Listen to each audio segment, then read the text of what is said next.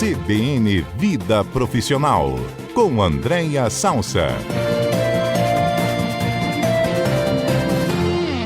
Andréia Salsa, bom dia. Bom dia, Patrícia Valim, bom dia aos colegas que estão aqui no estúdio, aos ouvintes. Vocês sabem que eu adoro vir presencialmente, né? Nós sabemos. E ainda mais com convidados de honra. Então, estou muito feliz nesse sábado e um ótimo sábado para todo mundo também. É isso aí, estamos com uma convidada mais que especial, que é a Kátia Vasconcelos. Kátia, bom dia. Bom dia, Patrícia, bom dia, colegas. Andréia, bom dia e muito obrigada por esse convite tão especial, viu? E bom dia para todo mundo que nos ouve e nos vê, né? Pois é, gente, a Kátia, ela é diretora de Pesquisa e Desenvolvimento e Recursos Humanos do Grupo Ropen e está conosco para a gente falar um pouco sobre saúde mental, mas desta vez não tão voltada para os funcionários como um todo, mas para liderança, digamos assim. O líder muitas vezes também é um funcionário subalterno de algum diretor principal, né? De algum dono de empresa, mas ele está lá numa hierarquia, encabeçando e cuidando de outros que estão sob a sua gestão. E a gente fala muito sobre essa saúde mental do funcionário, da linha de frente, do chão de fábrica, do escritório. Mas tem um líder que também tem as suas mazelas do dia a dia, não é isso, Andréia? É isso. Inclusive, foi por isso que a gente convidou a Kátia para vir aqui, né? Que é certamente uma das pessoas mais importantes na minha vida aqui no Espírito Santo. Foi quem me acolheu, me apresentou tanta gente interessante e, de certa forma, tem um pouco de responsabilidade por eu estar aqui com vocês. Opa, isso é bom. Porque ela me apresentou a Mirela Bravo, que foi quem me indicou para a Rádio CBN. Inclusive, hoje é aniversário de Mirela Bravo, que eu quero mandar um beijo enorme para a Mirela, que eu prometi esse feliz aniversário ao vivo. Então, Kátia, né, em toda essa experiência dela, como executiva já de grandes empresas, como líder, né, continua sendo líder e pesquisadora, doutora em administração, já foi pesquisadora da UFES. Então, ela tem feito várias linhas de pesquisa e quando ela apresentou, né, para mim que tinha uma linha de pesquisa para liderança e saúde mental, porque eu sempre digo, né, Patrícia, que assim, a gente fala da organização de uma forma geral, mas esquece que líder é gente, né? É verdade. A gente tem uma porção de recomendação para liderança, mas vamos só lembrar que liderança é gente, né? Tem questões biológicas, sociais e psicológicas. Então, essa pesquisa da Kátia, que trouxe vários elementos aí para a gente refletir, eu acho que complementa vários assuntos que a gente já vem apresentando aqui no nosso CBN Vida Profissional. Então, foi uma oportunidade, né, de divulgar, né, dentro de informações, às vezes, que não são confiáveis nem sérias, e a gente tem aqui uma pesquisadora, né, que tem profundidade necessária para trazer. Então, o objetivo aqui é a Kátia trazer algumas reflexões, né, a pesquisa é bastante longa, mas ela vai trazer aqui alguns elementos que ela considera que são centrais para a gente contribuir com quem está ouvindo a gente, né? Bom, primeira coisa... Primeira coisa, obrigada, viu, pela indicação. Querida. Primeira coisa, agradecimentos feitos à Kátia. Vamos lá. Kátia, por onde a gente começa?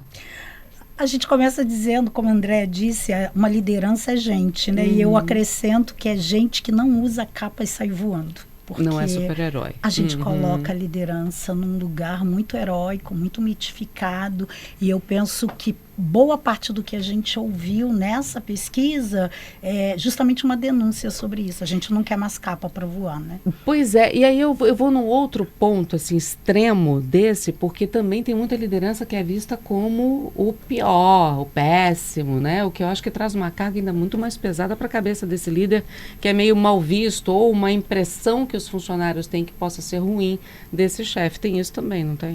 Tem isso também, e como a gente já vem discutindo, e a pesquisa também demonstra isso, a saúde mental das lideranças e a atitude dessas lideranças, na verdade, significa o termômetro, só que é um termômetro silencioso das organizações, e se a gente não estiver atento ao que está acontecendo ali, de baixa ou de excelente qualidade, a gente pode não trabalhar para minimizar e nem para potencializar o que precisa ser potencializado, né, Patrícia? E os problemas são os mesmos? As mazelas da saúde, os problemas da saúde mental do líder são os mesmos de um funcionário subalterno abaixo dele?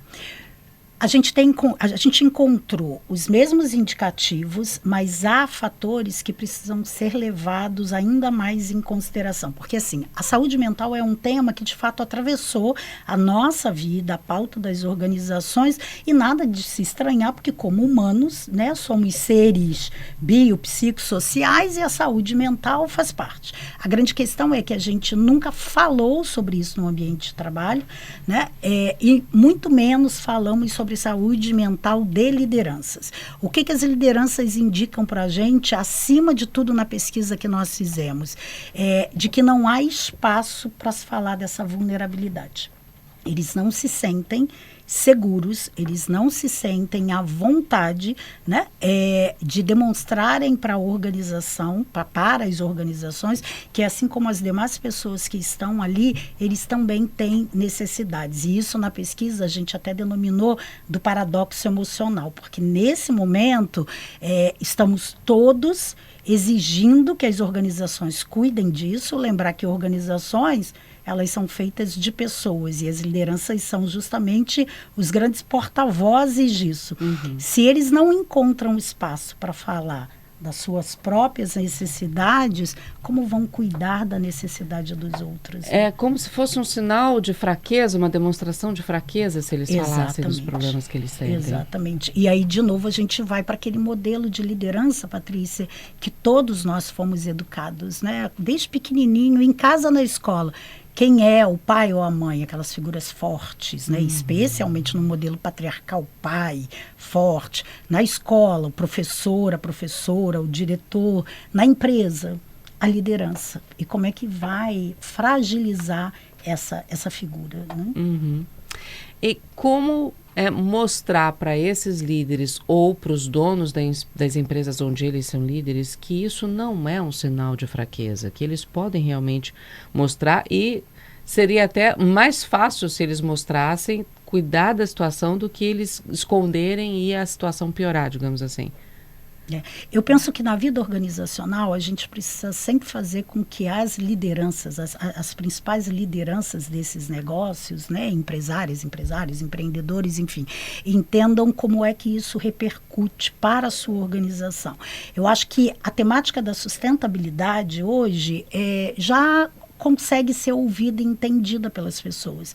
Todo mundo sabe que a gente precisa trabalhar por um desenvolvimento mais sustentável, mais equilibrado, e a gente fala disso do financeiro, do ambiental, e cada vez mais a gente vai precisar mostrar que nisso aí tem um pilar humano. Uhum. Né? Porque a gente costuma dizer, as pessoas são o ativo mais importante de uma organização. Se já entendemos esse pedaço, a gente precisa agora reconfigurar o que a gente está chamando de pessoas. O que é gente, né? E gente, de novo, né? Ela é composta do bio, do psico, do social, ou seja, a saúde física, a saúde mental, a saúde social. Se a liderança, que é aquela responsável, né, por trabalhar para mobilizar todas as pessoas em prol de resultados, se essa liderança não encontra, por exemplo, políticas, práticas, processos que suportem esse bem-estar e o bem-estar dele, dificilmente ele vai conseguir dar esse suporte para a equipe. Isso pode se refletir em níveis de engajamento, de pertencimento, consequentemente de produtividade. Uhum. E o que a pesquisa mostrou para a gente?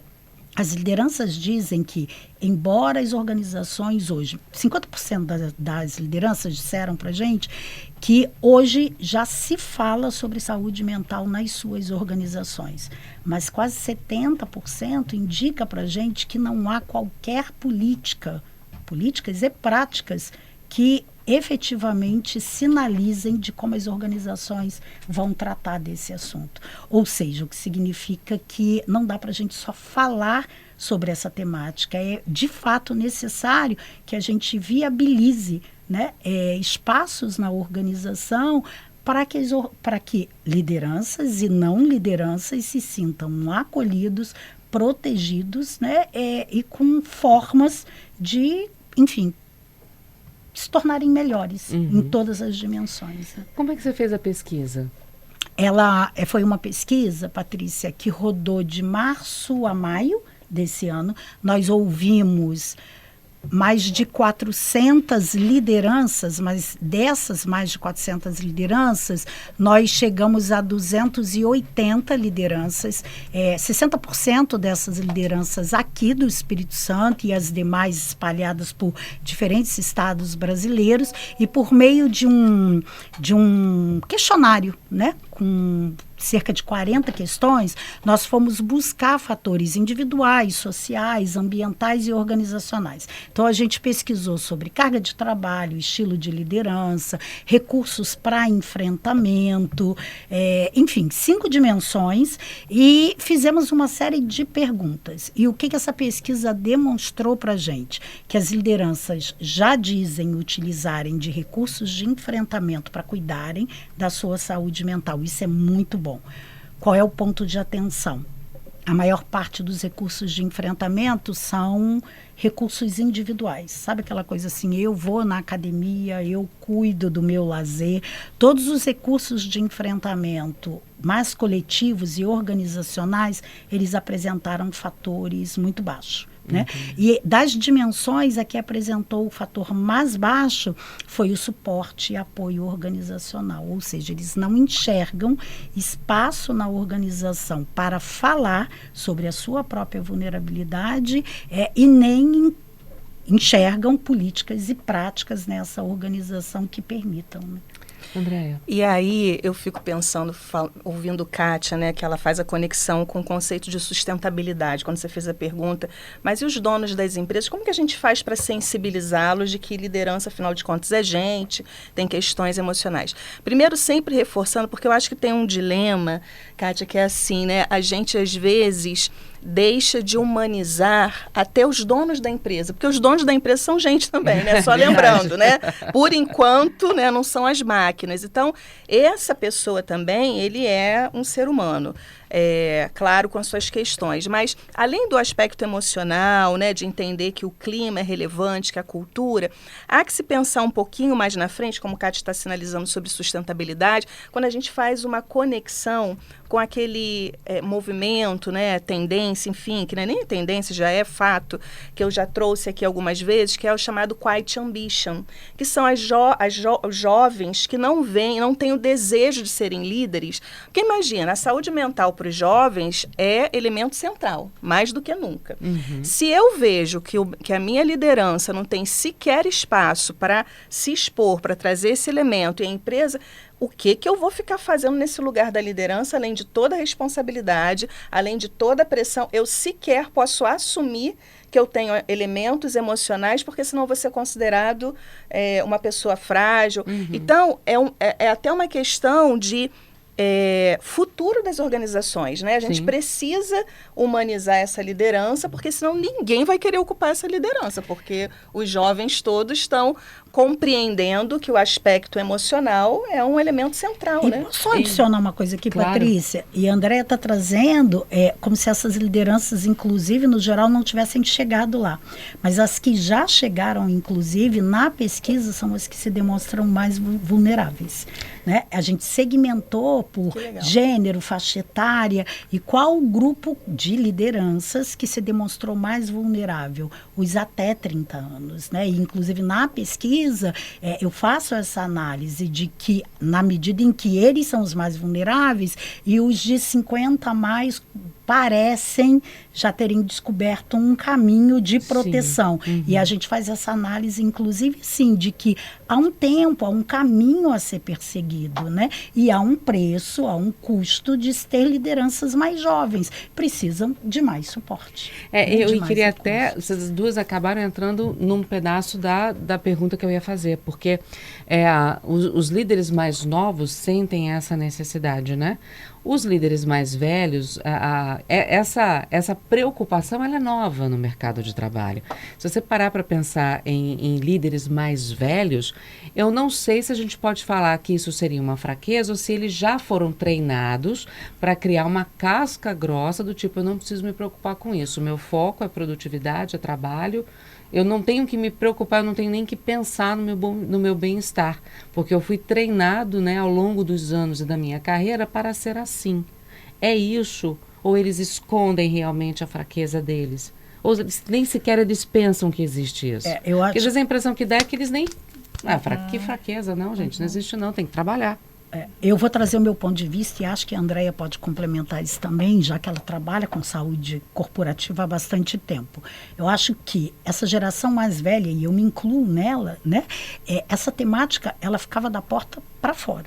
Aliás, não só essa, qualquer temática que lembrasse a gente que a gente era humano. Tinha uma frase clássica, né? E olha que eu estou falando no passado, mas sei que há quem ainda ouse dizer ela nos dias de hoje. Da porta para fora, deixe a sua vida pessoal. E eu sempre, desde muito tempo, eu digo, a gente não é cômoda, a gente não tem gavetas, né? A gente é uma coisa só. Então, eu penso que nós, lideranças mais maduras, nós fomos treinados a focar, sabe, a meta, o resultado, e deixando essa humanidade de lado. E aí, como diz você, Patrícia, esse treino incluiu criar a tal da casca grossa. Só que tudo tem efeitos, né? E eu penso que não fizemos isso ainda, mas certamente poderemos fazer, e eu digo nós, pode ser que outras pessoas já tenham feito, cruzar o nível de adoecimento físico nessa faixa etária. Né? E talvez não seja por acaso que a partir de uma determinada faixa etária a gente tenha tantas evidências de adoecimentos cardiológicos, né? Da estrutura física, sabe assim, tensão demais no ombro, um quadril que não funciona mais, uma coluna travada, enfim, uma série de doenças do físico, da máquina, né? Mas que refletem o quê? Provavelmente um esforço sobrenatural para fazer essa emoção funcionar, né? E aí a gente tem esse extremo da casca grossa e os novos que já estão olhando a liderança com, né, desconfiança. Mas a gente tem crianças que serão jovens, que serão líderes e que serão líderes mais velhos também. Como observar as crianças e educar as crianças hoje para que elas se tornem jovens, líderes com até 30 anos, com mais capacidade de entender, de fazer valer os seus direitos, né, que os atuais hoje estão querendo que isso aconteça, né, estão fugindo da liderança. Então, como a gente vai educar as crianças para essas novas lideranças do futuro, que a André até falou que a gente corre o risco de não ter líderes jovens, né? Apesar da capacidade, mas a responsabilidade e a falta de um cuidado mental que está assustando. Dá para pensar nisso? Já se pensa nisso? Acho que a sua pergunta já traz a resposta, né? A chave é a educação, por isso que se fala tanto de competências socioemocionais. Na pesquisa, na parte final da pesquisa, depois de todas as análises, a gente oferece, né, algumas práticas possíveis e a gente sinaliza de quão crítico será o desenvolvimento da competência de saúde emocional. A gente precisa fazer com que efetivamente a gente saia daquele modelo de que competência é só mobilizar conhecimento, habilidade e a atitude. Né? Tem muito mais, porque a gente é muito mais do que cabeça e braço. Né? Então, a gente já vê hoje, Patrícia, fora do Brasil e já no Brasil, aqui no Espírito Santo, escolas com programas de educação socioemocional. O que a gente precisa fazer é com que isso entre cada vez mais nas organizações e que essa competência seja trabalhada em toda a vida da gente sem nenhuma interrupção. Porque hoje, por mais que a educação básica já tenha incluído no seu currículo, né, as competências socioemocionais, chega a partir de um determinado momento esse assunto se encerra, como se ele já tivesse sido aprendido. Né? Então, eu penso que na medida em que a gente evolui no reconhecimento de que quem passa pela porta, pelos portões das nossas organizações no dia a dia, são humanos, e não as máquinas, porque lembrem que, né, que os grandes maquinários das empresas nem se mexem, eles ficam ali paradinhos, né? Quem circula são os humanos, né? E humanos têm necessidades diferentes, eles não precisam só de óleo, né? Precisam de outras coisas mais. Né? Agora, André, a gente já conversou sobre isso algumas vezes, porque numa mesma corporação você tem líderes de idades diferentes. Alguns que acreditam que a atenção e o cuidado com a saúde mental são válidos e outros que acham que por conta dessa casca grossa, né, a frescura, como a gente sabe que isso acontece. Como é que você viu isso na pesquisa, essa diferença de idades e líderes dentro das mesmas corporações?